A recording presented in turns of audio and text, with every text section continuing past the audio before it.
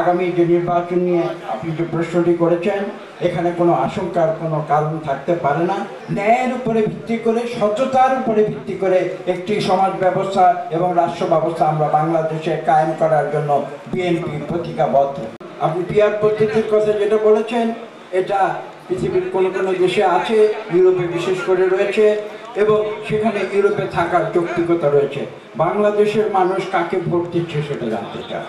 PR পদ্ধতিতে ভোটাররা জানবে না কাকে ভোট দিচ্ছে, তারা জানবে শুধু কোন দলকে ভোট দিচ্ছে সেটা জানবে।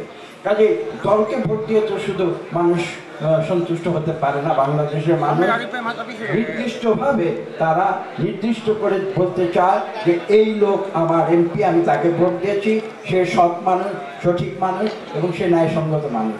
এই অসৎ মানুষকে আমি ভোট দিতে চাই না। এই পুজো শিক্ষার দিকে আপনারা তাকান, তাহলে দেখবেন যে সেখানে যে ওয়ান ম্যান ওয়ান ভোট যাকে বলা হয়, ফার্স্ট পাস্ট দ্য পোস্ট, সেই পদ্ধতিতে বাংলাদেশের মানুষ বিগত 100 বছর ধরে প্রায় ভোট দিয়ে আসছে। কাজে আজকে রাতারাতি এই ধরনের কোনো পরিবর্তন জনগণের কাছে, এই প্রক্রিয়ার কোনো পরিবর্তন জনগণের কাছে গ্রহণযোগ্য হতে পারে না।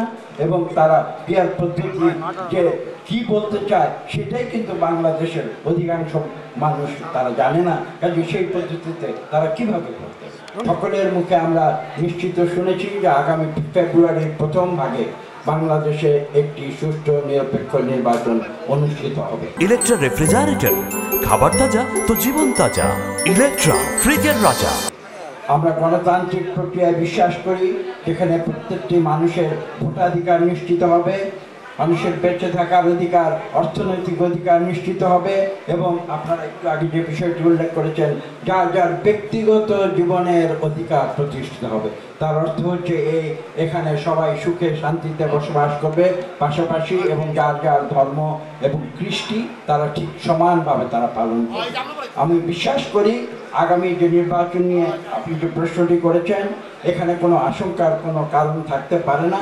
আমরা বাংলাদেশ সৃষ্টি হয়েছিল গণতন্ত্রের জন্য, গণতন্ত্রকামী মানুষ, এবং আমরা মানুষের সমান অধিকার, মৌলিক অধিকারে বিশ্বাস করি।